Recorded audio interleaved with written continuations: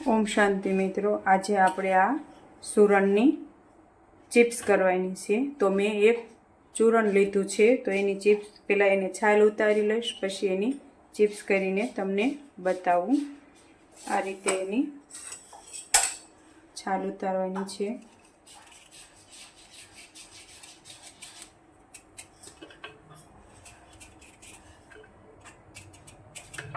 આ રીતે હું બધી છાલ ઉતારી લઈશ।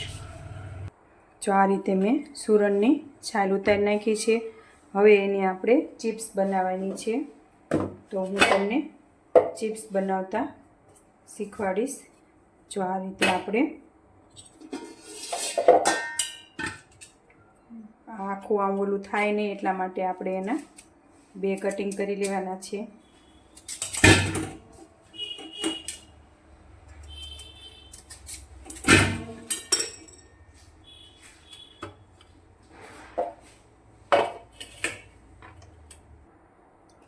જો આ રીતે મેં આ ચોપરમાં આવી ચિપ્સ કરીવાળી છે। જો આવી ચિપ્સ કરીવાળી છે। હવે હું એમાં 2 ચમચી ચોખાનો ઝીણો લોટ હું એમાં લઈશ। 2 ચમચી લેવાનો છે, વધારે નથી લેવાનો। એને આપણે મિક્સ કરી લઈશું।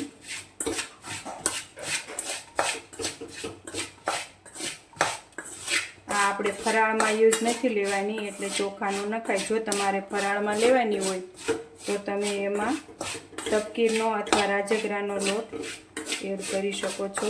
જો આ રીતે આપણે એમાં હવે આને આપણે તેલ મૂકીને તળી લેવાની છે।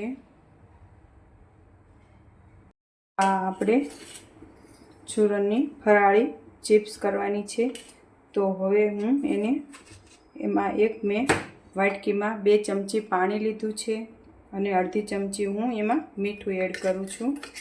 આ રીતે આપણે મીઠું ઓગાળી લેવાનું છે। જો આ આપણે તેલ આવી ગયું છે।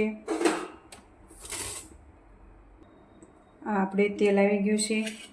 એમાં આપણે જે આ ચિપ્સ હતી એ ચિપ્સ નાખવાની છે। એમાં બધી ચિપ્સ એમાં લઈ લઈશું। આ રીતે બધી ચિપ્સ મેં એમાં નાખી છે। હવે એને આપણે હલાવવાની છે।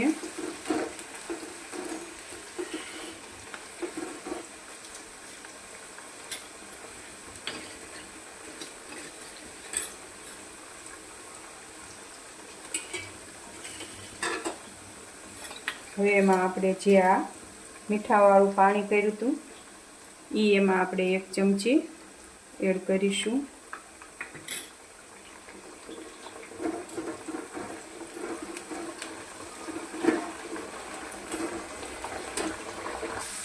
જો આ આપણે ચિપ્સ તળાઈ ગઈ છે। હવે આપણે આને લઈ લઈશું।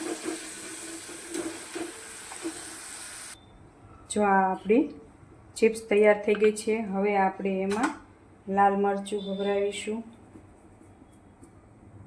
જો આ થોડુંક મેં લાલ મરચું પાવડર ને ધાણા જીરું પાવડર લીધો છે। તો આ રીતે ચિપ્સ તૈયાર થઈ ગઈ છે। હવે આપણે પરમાત્માને ધરી દઈશું। અને તમને પણ આવી ચિપ્સ બનાવજો। મને પણ નહોતી આવડતી, મને પણ મારા સાસુએ મને શીખવાડી। ઓમ શાંતિ મિત્રો।